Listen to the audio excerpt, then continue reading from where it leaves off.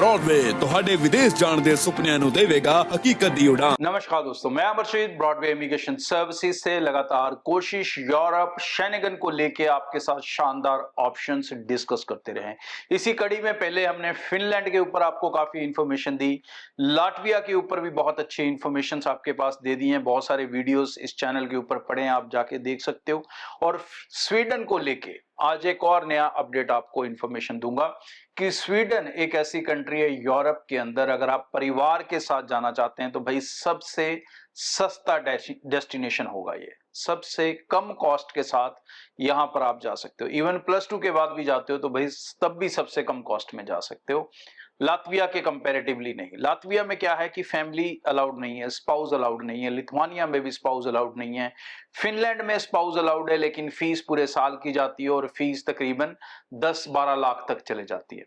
और उसके बाद एम्बेसी के खर्चे 1 लाख तक चले जाते हैं, तो फैमिली का खर्चा कम से कम 15-20 लाख के बीच में आ जाता है। स्वीडन में आपको क्या बेनिफिट है कि यहाँ पर आप सिर्फ 6 मंथ की फीस देके जा सकते हो। 6 मंथ की फीस मतलब तकरीबन 6 लाख रुपए के आसपास।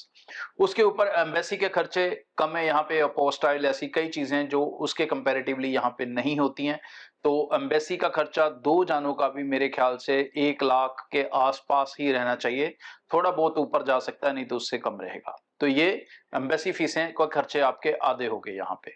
उसके अलावा आपको फंड्स दिखाने तकरीबन वही सेम अमाउंट 10 से 12 लाख रुपए, और आप अपना वीजा हासिल कर सकते हैं। अगर परिवार के साथ भी जाते हैं दोस्त तो आपका खर्चा 8-7 लाख से ज्यादा नहीं है, अगर आप अपने खर्चे खुद कर लेते हो। और अगर आप चाहते हो कि ब्रॉडवे से किसी तरह की पैकेज सर्विस लेना तो डेफिनेटली ले सकते हो। उस केस में आप सारे पैसे वीजा लगने के बाद दोगे, और वो पैसे की जो अमाउंट होगी टोटल वो टीम के साथ आपको डिस्कस करनी होगी, जिसमें जिस खर्चों के हिसाब से आपको एक फिक्स अमाउंट दे देंगे और वो अमाउंट आप वीजा लगने पर ही दोगे। तो भाई स्वीडन इस समय वो शानदार ऑप्शन है जहां पर आप चाहे अकेले या परिवार के साथ बहुत ही कम खर्चे में जा सकते हैं। और इस मौके को गवाए ना।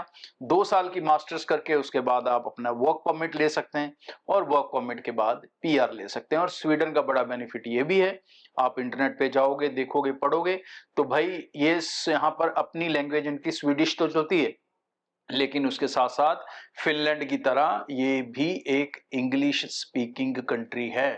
सो बेफिक्र होकर जा सकते हो, आपको कोई परेशानी यहाँ पर नहीं आने वाली है। सो तुरंत टीम से कांटेक्ट कर लें, अपने प्रोफाइल को लेकर डिस्कस कर लें।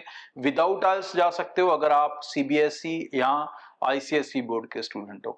और अगर पंजाब बोर्ड, हरियाणा बोर्ड हो तो आपको IELTS PT चाहिए होगा। क्या क्या, कितना कितना स्कोर, ये सब आप टीम से डिस्कस करो और जितनी जल्दी हो सकता है अप्लाई कर लो। अगर जनवरी इनटेक पकड़ना चाहते हो तो 15 अगस्त एक डेडलाइन है, उससे पहले पहले आपको केस रजिस्टर करना होगा।